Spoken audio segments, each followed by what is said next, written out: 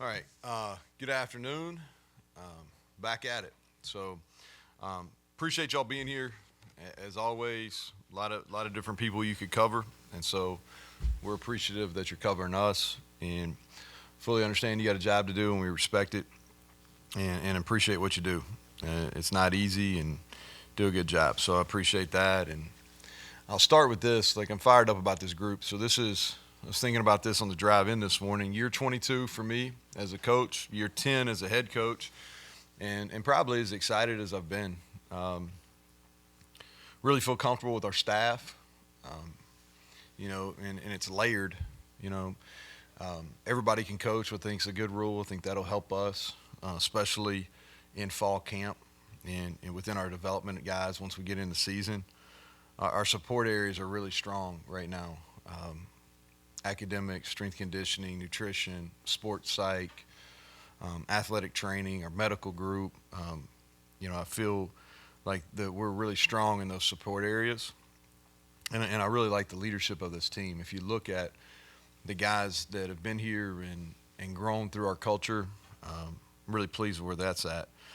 We're in camp mode through the 21st. That's the first day of school here.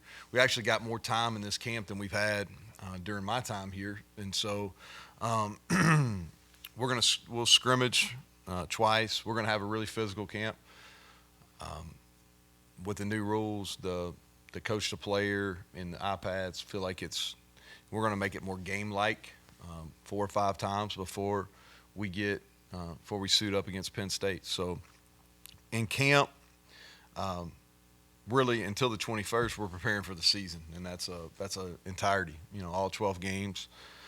Really leaning on preparing for our Big 12 schedule, and then after the 21st, we'll get into Penn State prep. So that's kind of how we're going to kind of work. It's really hard to tell. I know you guys are going to ask some questions. I'll kind of give a personnel like who was not there and who. If you have any questions, I'll answer that. But it's really hard to tell until practice 3. You guys are going to be there tomorrow and see guys run around. But with the rules, acclimatization, we're in helmets and basically what we call spider pads for 2 days. Um, we're kind of building up. Today was a light practice. Worked a ton of red zone area. That's a key improvement area for us. And we're trying to protect their legs. So that's a little bit of a change up for us. And these practices, really up until through the second scrimmage, is we're two spotting. So any group or any team activity, we'll have 2 spots going, and we've got a blue group and a gold group, and we mix it up. But everybody on the roster will get reps through that second scrimmage, and the purpose of that is everyone has an opportunity to get evaluated. There's a group that was here for spring practice. They had 15 practices to get evaluated. Now, the group that's here in fall camp, they're going to get through the second scrimmage to get evaluated, and everybody will get reps. I want to brag on our strength conditioning and our nutrition early on. I really feel like the nutrition piece here it's been a process, but with Sodexo and the chef we have and our nutritionist that's led by Haley and Bailey. I think that's in a great spot. Our guys, our body fat percentages, the best they've ever been. We look the part when you come out there tomorrow. We look like a contending Power 4 team, and so a lot of credit goes to them.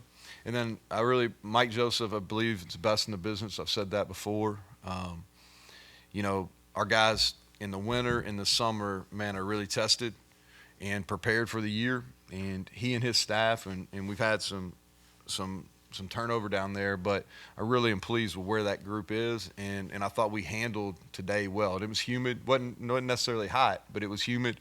So I'm pleased with what they've done, and just really proud of that group as a whole. I'll say hit on a couple things. So these are just some notes that Monty gave me personnel-wise that give you an update. C.J. Donaldson, full participation today. He'll be full go all during fall camp. The same for Jaheim Joseph, Cole Taylor. Both those guys will be full go. Kyle Altuner will be out with a lower injury. We look for him to come back some point mid-season. He's not going to miss the year. That's a blow to us. We thought he would be able to compete, and he still may toward the latter part of the season, but he'll miss all of camp and probably looking toward midseason. Corey McIntyre's out with the lower injury that he got hurt in the spring. He'll be back later in the year, but he's going through rehab right now. Orion Fisher is still limited from an injury during bowl prep last year, lower injury. Jacoby Spells has really done well. He got injured, I think, practice 2 or 3 of spring ball. He was a limited participant today, but I feel good about him progressing and being ready. Dom Collins had a little bit of procedure. He's limited, but he'll be full go within the week. And so I know you guys may have some questions, some other guys. Just some roster notes. Jai Favris is going to be a medical red shirt. I hate it for him. Great guy. Really was a heavy special teams contributor, but just had several injuries that set him back. And the other one that's taken a medical red shirt is Mo Hamilton, just with some lower leg and some back issues. So those 2 guys are not on our active roster. So when you see that tomorrow, just to kind of update you on that. Going to try to be back on social media for a little bit during fall camp, and so posted today, so I'll do that for a while. But that's kind of a state of the union, so to speak. I liked our energy today. Again, we're playing 7-on-7, so it's really hard to evaluate a whole lot. But Greg, start us off. Clarify a couple things on those injuries. So you think Spells will be able to play by the opener? Hopeful. Okay. Yeah, I would say that is hopeful. And I'll say this too, man, like all this injury stuff, I really think as a league and really like college football in whole, we need to look at injury reports and just having a reporting mechanism. Like we try to protect the kid, which is the right thing to do, but at the same time with all the changes and the gambling and everything. So I don't know who's listening to this, but anyway. And Hamilton, do you think they'll ever be able to play career ending? I think career. Yeah, unfortunately. I hate it for them. Both good kids. And Jai's been a really good leader and really developed here into a good special teams player, so I hate it for him. Fair statement. Best overall roster, most difficult schedule since you've been here? Yeah, schedule to be determined. Like everybody's whining about our schedule in hindsight last year, but if you remember, we played last year. We opened up with Penn State, top 10 team. We played Pitt, who was a lot on a lot of people's preseason top 25, and then we went to Texas Tech came here, and they were a preseason top 25, and so the schedule to be determined. On paper, it looks really hard, right? And our league is extremely deep. I will say this about our schedule. I like where our bye weeks. The travel, we got 2 really long trips to Lubbock and to Tucson, but those are the Lubbock trips at the end of the year. Tucson is we have a bye post, so we're protected a little bit on that, so that helps. So I don't know, to be determined on the schedule. We just got to take it one at a time, but there's some really good teams on there. What about the roster part? Yeah, I think that's fair. I think that's a little bit to be determined too. Let's talk to me after probably our second scrimmage, and I'll be able to give you a fair answer. On paper, it is. We've got some depth. Defensively, we've got more depth than we've ever had. Offensively, we've got a good mix of playmakers, probably the most diverse group we've had. Our quarterback, I think Garrett's got a chance to be elite.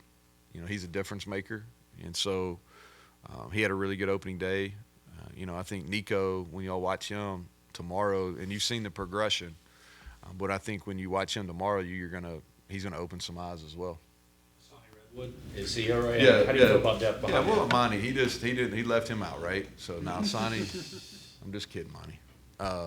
So Sonny, it was a limited participant, and hopefully within the next 10 days or so, he'll move into a full participant. But really hopeful and feel good about his progression. Depth there on defensive line, is that one of your concerns, or you feel pretty good? Well, I think that if we can stay healthy, I like the group. We've got some versatility up front where Sean Martin can play field or boundary. TJ can play field or boundary. Eddie can play nose and the boundary. You know, Hammond can play the nose and the boundary. So a lot of versatility. I will say this. I think of the group that's Makai Byerson, who had a great summer as a true freshman, Elijah Kinsler, Zach Keith. One of those three guys has got to emerge, and I believe they will. I just don't know who. And so, but I like that group. Fall camp's going to be big for that to kind of separate who's going to play and who's not. And Asani has versatility too. He can actually play field and boundary as well. A lot of us kind of detailed this when the Big 12 was formed to be this current conference, and I'll give credit to Jed throwing it up in his podcast. But the fact that West Virginia, all-time winningest in the current Big 12, top 3 in bowl appearances, bowl wins, all of that. Any extra pressure now on you in the program, certainly after coming off a major year? I mean, you could argue WVU's the blue blood of the Big 12. Did that change anything for you when you see all of that in comparison to when you had Oklahoma and Texas in there? Well, first of all, Jed's research is pretty impressive. Now, like he's got a couple books. Like he's trying to match John writing books. He sent me some. I told him to dumb it down really good for me and send me some information, and it was about 21 pages. But no, like here's the thing. Like we embrace the tradition. When we came here in January of 19, we knew the tradition, and so the conference championships are on the wall in the weight room. I think nationally that might surprise people, though. Yeah, I really do. I think that we have a statement out there that says it's. I think Herb Street said it, you know, and I'm paraphrasing here, but most underrated fan base in the country, and I really think our tradition is probably undervalued. I use that term with our players, you know, some of our key players, especially Garrett. But I do think it is, and the reason why, we can make some excuses, you know, like we're a small state population wise, you know, so. But we flew under the radar. Our tradition has flown under the radar. And I've said this a lot when kind of all this realignment was being discussed. Regardless of the conference, West Virginia has always fared really well. And we've probably had the less success in the Big 12, but it's coming. But regardless of conference, and we've been in a bunch. You know, there's probably some programs out there that have had more, but we've had a lot. And the one common theme is we've had success program-wise. What's the process of developing a nutrition program? Yeah, so, well, it started back as getting stability in that role and then adding to the staff. You know, our university has a really good nutrition. I don't want to misstep it, so however you label it, nutrition, dietitian program. And we've been able to utilize some interns from that program. And so what Haley has done is really build that program. And so we've got people that have been in our program 2 and 3 years that have really developed, that have expertise. We were able to hire an assistant. We've had stability with our chef here. And so, and it's a mix. Anytime with nutrition, it's a mix, is from a chef standpoint and what we're serving. And we're unique, the fact that our guys eat here, which really works out well for us. But it's a balance between nutritional and what they like, and so you got to find the kind of common balance. And I think we've done that from a meal prep standpoint. Also, from vitamins, supplements, we're also doing some things from that are kind of cutting edge, from how we do dehydration testing. We've been really involved in vitamin D, and so and we always want to be innovative. You know, like if you really look at our program, we've really tried to embrace the technology piece in the weight room and nutrition, what we do from an analytics standpoint, what we're doing in our athletic training room. So we really try to embrace the technology and be different. It helps in recruiting, but it also helps our players develop. Is the other part, I think you mentioned getting the guys to buy into that and not Yeah. going home and And it's not perfect. there's not a nutrition program across the country that's perfect, but our guys understand the why. I think we're doing a better job program-wide explaining the why. And I think that's something with this generation. People always say, you know, are the guys different? Or is coaching this group different? And I would say no. You just got to understand they're more informed. The players you're coaching today are much more informed than year one in 2015 when I started coaching. Or if you go back to when I was receiver coach or offensive coordinator. They're more informed. And so the more you can hit why we're doing this and why it's important, they understand. And when you have good players that want to be the best they can be and they're good people, they're going to do what you ask them to do as long as they understand the reason why. On Yep. Fabris and Hamilton, I have my notes, you said medical redshirt, I might be wrong. Redshirt or retirement? So it's a medical DQ. Okay, well, Yeah. they come off the 85 then, right? Yeah. Okay. And what we'll do is Monty will text you all whatever the proper term is. I probably should have, but it's a medical DQ red shirt. They're not on the active roster.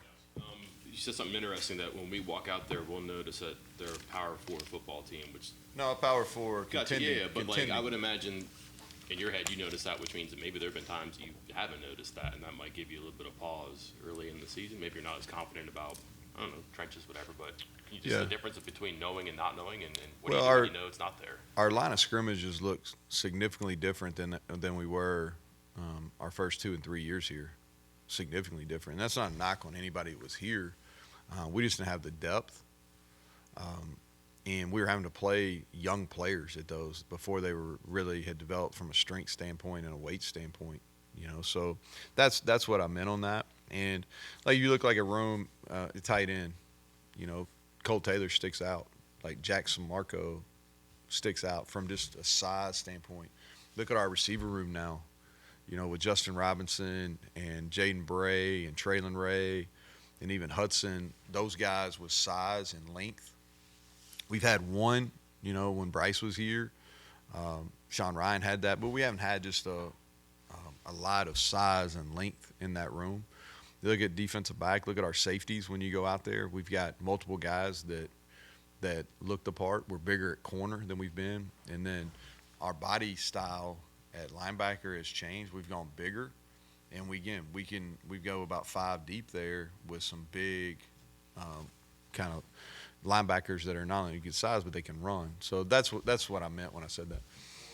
Confidence, I guess, just as a coach, a staff, a playbook, when you realize you have that physicality, probably experience, maturity too. Yeah, I think so. And I thought we really kind of had that confidence last year, especially as the year went on. And the other thing too is like the year-round football has been able to help too.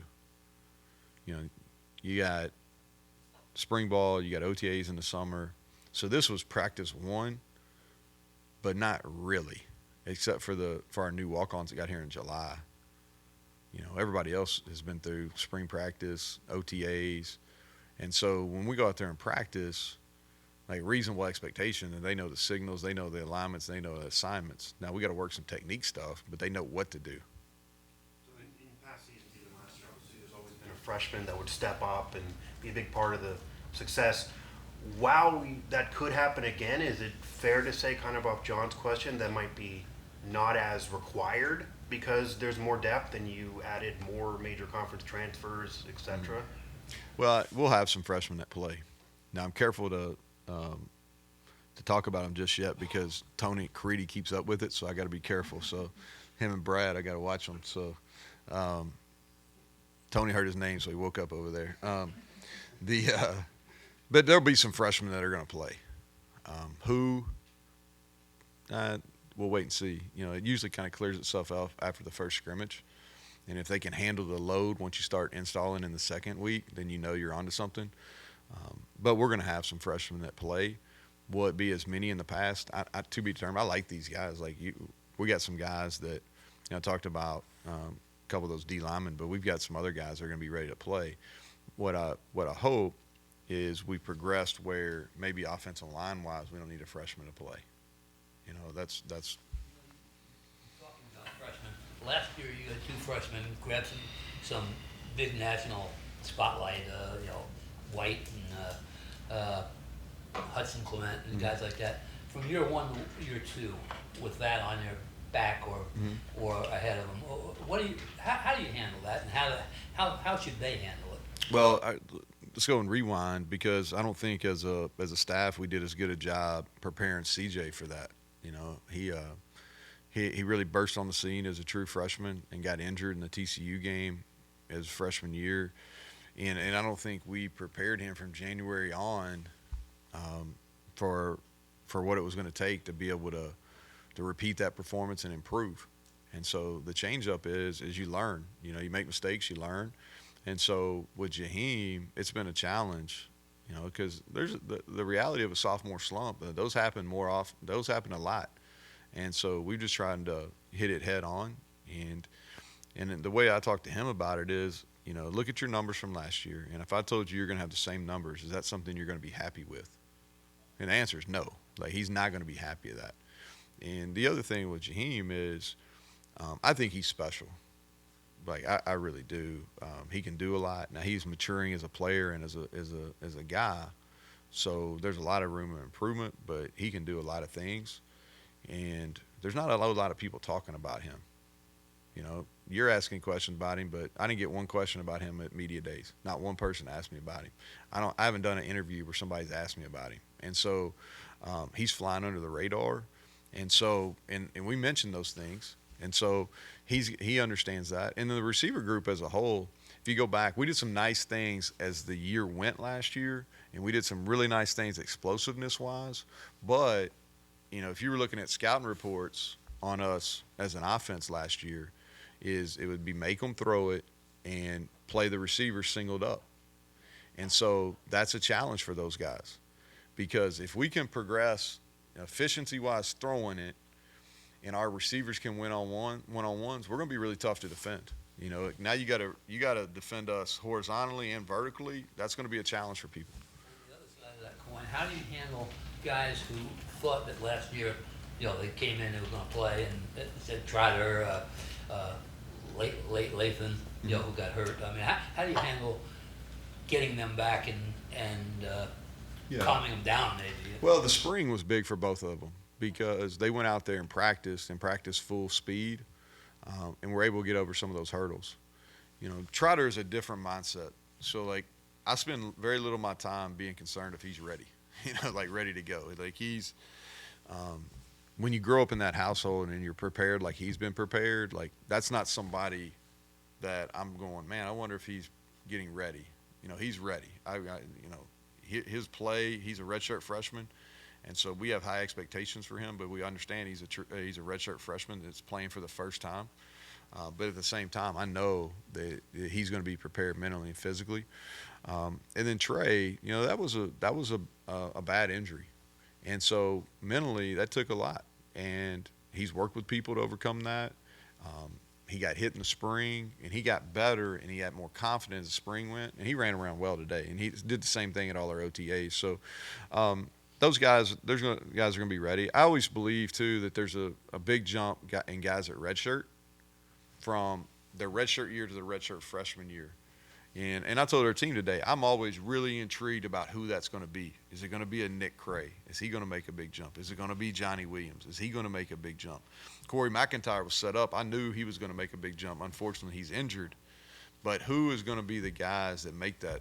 Can Josiah Jackson make a step? Can Jordan Jackson? You know, and I can go on. But that's always a really intriguing thing for me, is once a guy's in your program for a whole year and they've had multiple off seasons, winter and summer, then it starts to finally click and the game slows down. So there's always somebody in fall camp, or a couple guys in fall camp, that make significant jumps.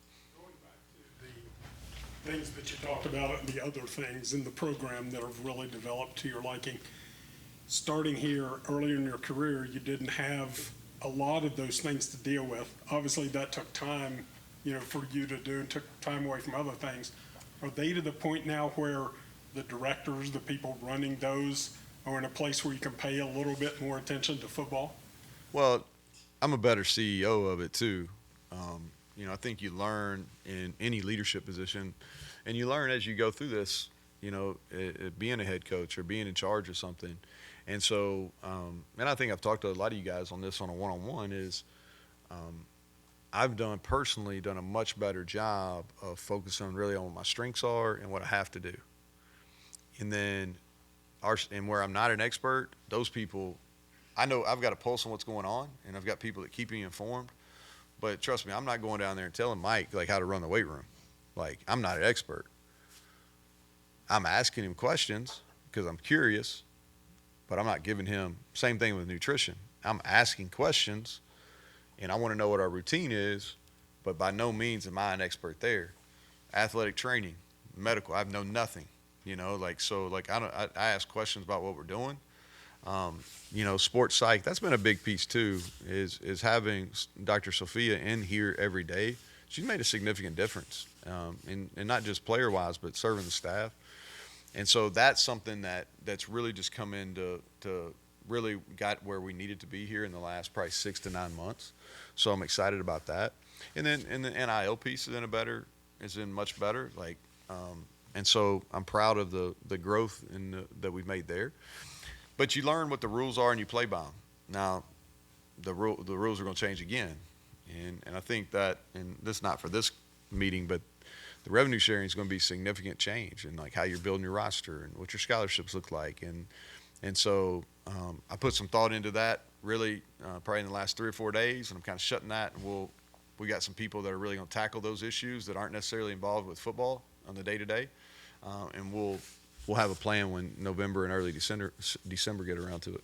Do you have any conversations through the off season with guys, because it's camp for you, but also NFL camps these days with Zach or Beanie, or even any thoughts on Beanie's really killing it to Steelers training camp if you've not seen? Yeah, so I really wanted to go up there and watch them, but I was following my daughters playing softball over the weekend. We always take the weekend before. Long weekend, Friday to Monday off. A lot of our staff went up there and watched him. No, I just reached out to him. I think the biggest thing on those guys, they're there for a reason, and that's what I try to communicate. Like, we believe in you. This team that has you on that roster believes in you. You don't give them a reason to say no, because everybody in the National Football League is looking for a reason to say no, so they can get their roster down as camp progresses. Don't give them a reason to say no. I'm zero surprised with Beanie. He's here. He was here most of summer. As soon as they got done with their voluntary workouts and their mandatory OTAs, he was here. He's a football player. Maybe he doesn't check off the size, but he's a football player, and I'm not surprised. I fully expect him to make the roster. I fully think he'll contribute. He's a guy that you're going to love to coach, and so, yeah. You mentioned additional staff that now can instruct during practice. So how do you use, I imagine there can be too many out there at times. So Yeah. How many do you use? How do you utilize that? Well, it's trial and error, because this is the first time we've been able to do it. It's really going to benefit us on special teams, because we're going to have more people involved, so I really believe our fundamentals will be better. In the big rooms that we have right now, so O-line, D-line, secondary, having more people that can meet and more people that can coach on the field is going to be beneficial, because, just like in a classroom, you want a smaller student to teacher ratio. It's the same thing in a meeting room. And then we can break those guys down. Like if you look at secondary, we can work corners, we can work safeties, and we can work our spears, which are our nickel position. If you think about it, O-line, we can work center, we can work guards, we can work tackles. Tackles and tight ends can go, guards and centers can go. D-line, we can really work, because there's some different techniques, field and boundary, and with the nose, so we can break that up. So that's going to be beneficial. I'm excited about really our developmental guys as we roll through the season, because what we're going to do is we always keep those guys out Monday through Thursday and get work post-practice. But now it's not going to be as taxing for, let's say, Matt Moore, because Jens Danielson and Ryan Alexander can also work with those guys and keep them post. And I think, too, the thing that's not getting discussed is, man, it's going to be really beneficial for coaches and growing coaches and developing coaches. And so we want to be a program here that, equips and launches coaches as well as players. With the helmet to helmet and the iPads, do you have to bring somebody in who knows about that? Or to teach you guys how to use So that? it's a lot of trial and error, but yeah, for not as much on, so our equipment staff has to be trained, and everybody that runs our communication systems has to be trained, and our video people have to be trained. The coaches, they just need to understand how it works. And so we had training last week on the iPad stuff, or the Surface Pro, I should say. So the Surface Pros we used in the bowl game, so we got a little bit. Our assistant video coordinator, Jake, was with the UFL or whatever they were the year before, and they used that system. And so he's brought that knowledge. That really helped on during the bowl game last year. So, and then the coach, the player, we've been using it. You just got to get used to. You got to wear a bunch of other stuff here, so you got to get used to that. It's more coach than anything. You also talked about technology being more physical. How beneficial is it having basically like an extra week off the 20-hour clock and being able to do? It helps. Yeah. It helps. And I think you asked the question out at media days is we've got to be more game-like in our practice because we got to be able to play our best because it's going to take our best in week one. And so how we go about our preparation has got to be more game-like to be prepared for that. And so I think we got to tackle. We got to be physical. We're going to be a run team, so we got to come off the football and be physical and be able to lower our pads. Defensively, we got to stop the run. And so we've got to tackle. If you want to be a good tackling team, there's only one way you can do it, and that's to practice it. And so, and there's a fine line because you want to be healthy in that game too, but you better be prepared. And so that's our goal, to stay healthy but have our guys ready to roll. Sure. Thank you, Coach. All right, thank you all. Yep.